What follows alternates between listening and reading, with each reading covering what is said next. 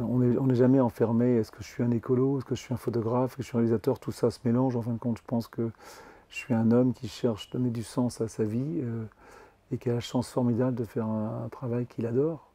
Voilà, un travail d'information. Je me sens en fin de compte certainement plus journaliste que photographe ou réalisateur. Je suis quelqu'un plutôt heureux dans ce qu'il fait et qui vit dans les emmerdes en permanence. C'est ça la vie, quoi. C'est une vie que j'ai choisie, donc c'est moi qui suis responsable de tout ça, c'est pas les autres. Et je suis content de le faire.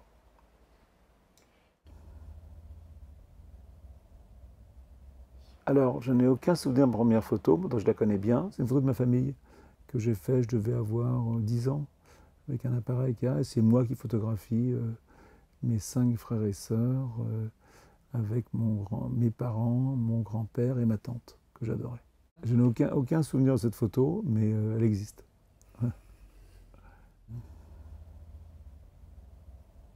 C'est beaucoup plus facile de faire la photo qu'avant. D'abord, la technique a évolué, mais ça n'a pas changé grand-chose. Alors bien sûr, la mise en point automatique, bien sûr le numérique, bien sûr la sensibilité des films, bien sûr beaucoup de choses ont changé. La qualité des appareils, avec ton iPhone, tu fais des photos incroyables. Mais quelque part, voilà, le photographe qui travaille sur une manifestation aujourd'hui, il travaille un peu de la même façon que travaillait Cartier-Bresson, tu vois. Donc ça a beaucoup changé les choses. Mais sur le fond, en fin de compte, tu es toujours dans un viseur à regarder ce qui se passe et à cadrer. Quand j'ai commencé, je ne connaissais rien à la photographie. Moi, j'ai commencé vraiment la photographie avec les lions, donc je connaissais les photographes animaliers, dont Hugo van Lawick, qui était le mari de Jane Goodall à cette époque-là, qui était pour moi un très grand cinéaste et photographe. Après, quand je suis arrivé et que je suis devenu photographe, je ne connaissais pas Cartier-Bresson, je ne connaissais pas Doisneau, je venais du monde animalier. La photo m'intéressait moyennement, petit à petit je suis rentré dedans. Moi j'ai une grande admiration pour Avedon et pour Annie Leibovitz. Ils sont des grands photographes.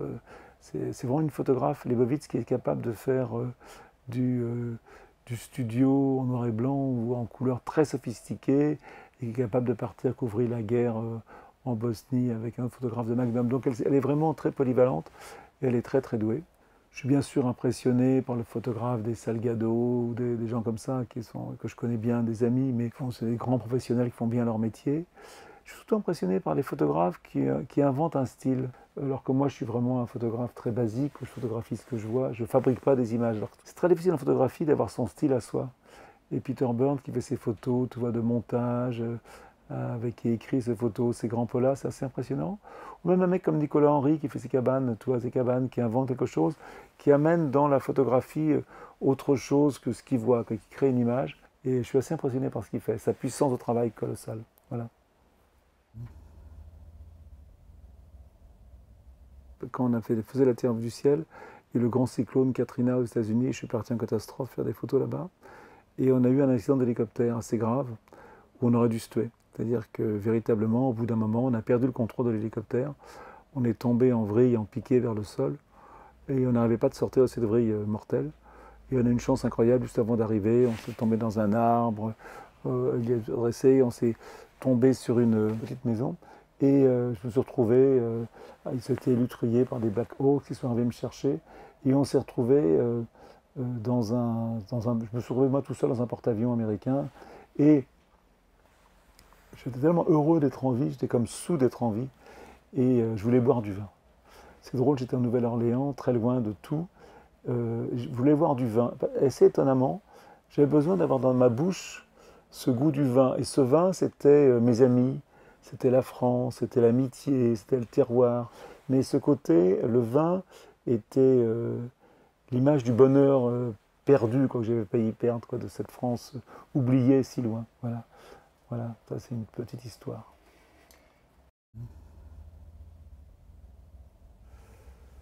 Je dirais quelque chose qui est très simple. Je dirais, profite bien de ces moments parce que sans doute tu ne seras jamais aussi heureux de ta vie.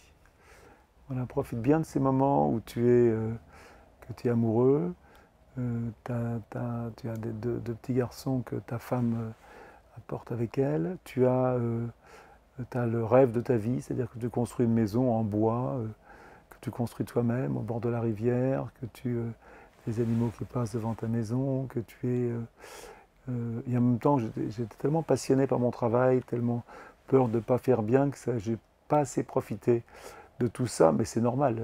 Je suis un peu un perfectionniste, trop. Et voilà, c'est certainement un moment où j'ai découvert beaucoup de choses, j'en ai peut-être pas assez profité. Je le sais. Voilà. Je dirais, fais gaffe, profite-en un peu plus, profite un peu plus de l'instant présent. Mais en même temps, voilà, ma vie, ma façon d'être, tu la changes pas comme ça.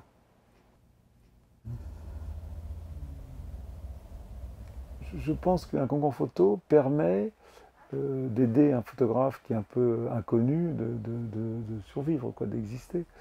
Moi, j'ai fait partie de ces photographes de l'âge d'or de la photographie, quoi, dans les années 80. Je me souviens arrivant avec mon sac et ma petite valise avec mes planches de diapositives que j'allais montrer à Paris Match. À cette époque-là, tu arrivais, bonjour, service photo, entrée, qu'est-ce que vous faites? Ça n'a rien à voir avec maintenant, quoi. C'était très facile de montrer ces photos. Aujourd'hui, c'est beaucoup plus compliqué. À cette époque-là, en photographe indépendant, en travaillant sur les sujets, tu vois, comme celui sur le Bénin, ou sur la vie, le quotidien, quoi, sur les reportages, on était très peu en fin de compte. On était une vingtaine, qu'on se connaissait tous, tu vois. Et aujourd'hui, ils sont des milliers, donc c'est beaucoup plus difficile d'exister parce que la photo est plus facile à faire, parce qu'il y a énormément de choses qui ont été montrées. Un pays comme le Bénin qui n'est pas très connu, il a besoin de se montrer, d'exister, quoi, quelque part. Et c'est formidable que des photographes le fassent. D'être photographe, c'est très difficile aujourd'hui. Et en même temps, un jeune qui veut être photographe, il ne faut surtout pas qu'il arrête, il faut y croire, parce que c'est le plus beau métier du monde, quoi. C'est voilà, de pouvoir partir, témoigner, pénétrer l'intimité des gens, pénétrer, puis montrer la beauté de quelque chose. Et je pense qu'on travaille dans des pays comme le Bénin, qui n'ont pas des pays encore trop défigurés, ben, la beauté, elle est là partout. Et c'est bien que quelqu'un le montre, tout simplement.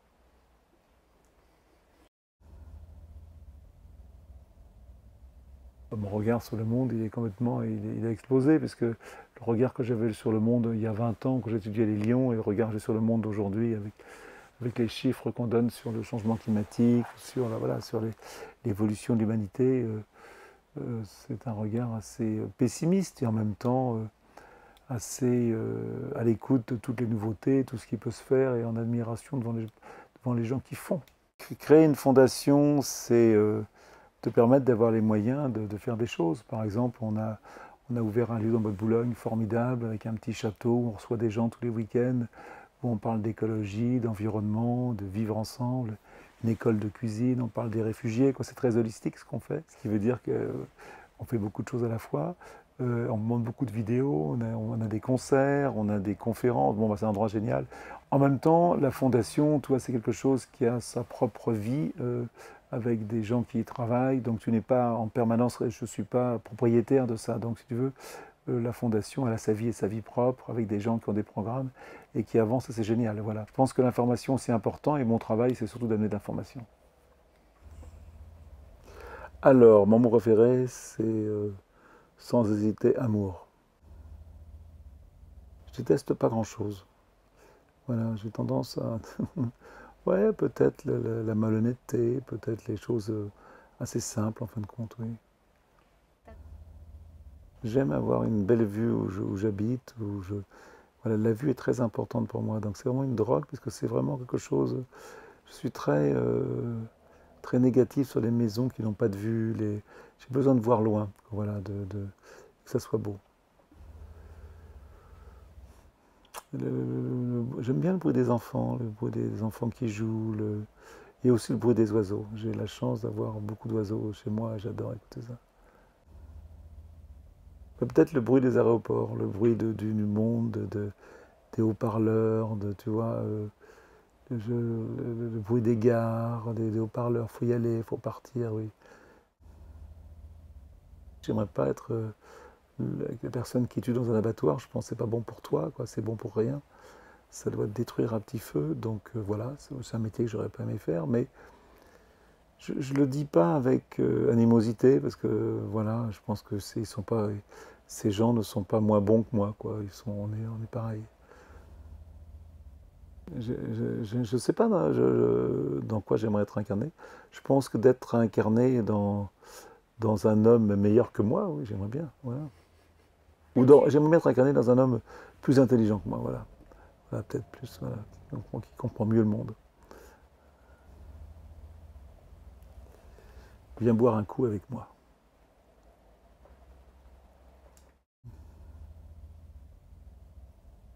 Dans Human, il y a quelqu'un qui m'a dit quelque chose qui me poursuit tous les jours.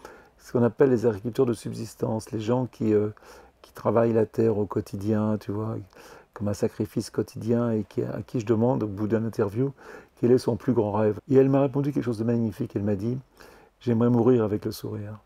Et mourir avec le sourire, ça veut dire d'accepter la vie que tu as eue et d'accepter que ton rôle, c'est d'améliorer le monde, tu vois. Afin qu'en mourant, tu dis, ben voilà, j'ai fait ce que j'ai fait, j'ai peut-être pas fait grand-chose, mais j'ai essayé. Et c'est quelque chose